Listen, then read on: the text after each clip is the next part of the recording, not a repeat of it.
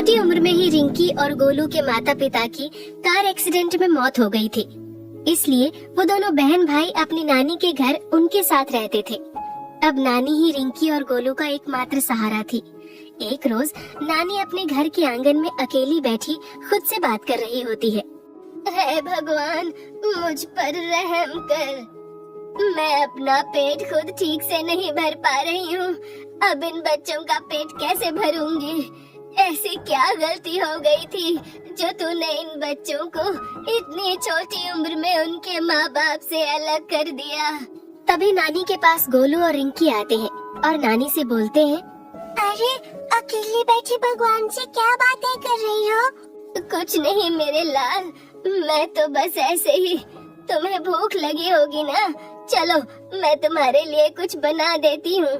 मगर रोज की तरह दाल रोटी नहीं नानी, आज हमें कुछ अच्छा खाना है, वो भी आपके हाथ की बनी छोले भटूरे।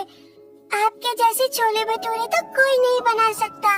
सच में नानी, आप सबसे अच्छे छोले भटूरे बनाती हो। मगर मैं जानती हूँ कि अभी आपके पास उतने पैसे नहीं है और न ही घर में छोले भटूरे बनाने का सामान, इसलिए आप परेशान न हो, हम रोटी चटनी भी खा लेंगे। पेंशन के पैसे से घर खर्च नहीं चल पाता है। मैं सोच रही हूँ कि कोई काम करना शुरू कर दूँ। नानी, मुझको एक आइडिया आया है। क्यों ना आप छोले भटूरे बनाने का काम करो मेरे स्कूल के बाहर। अगर आप अपना छोले भटूरे का ठेला लगाओगे ना तो देखना खूब कमाई होगी। स्कूल की छुट्टी के बाद बच्चे ही नहीं बल्कि बच्चों को लेने आने वाले उनके मम्मी पापा भी स्कूल के बाहर लगे ठेलों से खाने पीने का सामान पैक करवा कर घर ले जाते हैं। तभी पड़ोस में रहने वाली मीना वहाँ आती है और रिंकी की सारी बात सुन लेती है और नानी से कहती है, नानी के हाथ के छोले भटूरे तो मैं भी खाऊंगी। इसलिए नानी, अब पैसों की चिंता बिल्कुल मत करना, बल्कि ठेले से लेकर सामान तक का इंतजाम मैं कर दूंगी। बस आप कल से छोले भटूरे बनाना शुरू कर दीजिए। मगर कुछ नहीं, आपकी जब अच्छी कमाई होने लगे तब मुझे पैसे वापस लौटा देना। फिर क्या था, अगले ही दिन से नानी रिंकी के स्कूल के बाहर अपने छोले भटूरे का ठेला लगाने लगी। स्कूल की छुट्टी होते ही बच्चे नानी के बनाए हुए छोले भटूरे की खुशबू से ठेले पर जा पहुंचते। पहले ही दिन नानी के छोले भटूरों की खूब बिक्री हुई। बच्चे हो या बड़े, सभी की जुबान पर नानी के छोले भटूरों का नाम था। अगले दिन नानी फिर से स्कूल के बाहर अपना ठेला लगाती है। तभी ठेले के पास स्कूल की प्रिंसिपल मंजू देवी आती हैं।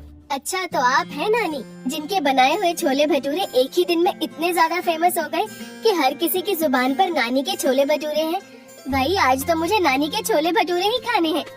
नानी प्रिंसिपल की बात सुनकर बहुत खुश होती है और प्रिंसिपल मैम के लिए एक प्लेट छोले भटूरे पैक करने लगती हैं। अरे नानी, एक प्लेट से मेरा क्या होगा, आप तो 2 प्लेट पैक कर दीजिए। नानी खुशी खुशी मंजू जी के लिए छोले भटूरे पैक कर देती है। फिर इसी तरह नानी रोज स्कूल के बाहर छोले भटूरे बनाकर बेचने लगी और कुछ ही दिनों में नानी ने मीना से लिए पैसे भी उसे वापस लौटा दिए। अब नानी के घर में खाने पीने से लेकर सभी जरूरत का सामान। रिंकी और गोलू के पास अच्छे कपड़े और पढ़ाई लिखाई का सभी सामान था। एक शाम नानी गोलू रिंकी को अपने पास बिठाकर उनके सिर पर हाथ फेरते हुए बोलती हैं, आज तुम दोनों ने मेरी जिंदगी ही बदल दी।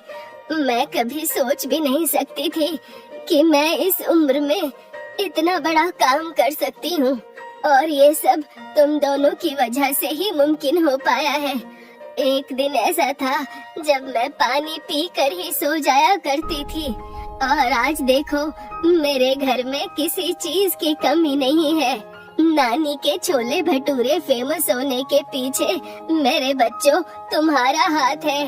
गोलू नानी के गले लग जाता है और बोलता है, तो इसी बात पर नानी हो जाए छोले भटूरे, वो भी एकदम गर्मा गर्म अचार के साथ। नानी मुस्कुराते हुए कहती है, क्यों नहीं मेरे बच्चों, मैं अभी बना देती हूँ। फिर तीनों मिलकर मजे से छोले भटूरे खाते हैं। कुछ ही दिनों में नानी स्कूल के बाहर छोले भटूरे की दुकान खोल लेती है और दुकान पर कई काम करने वाले भी लग जाते हैं।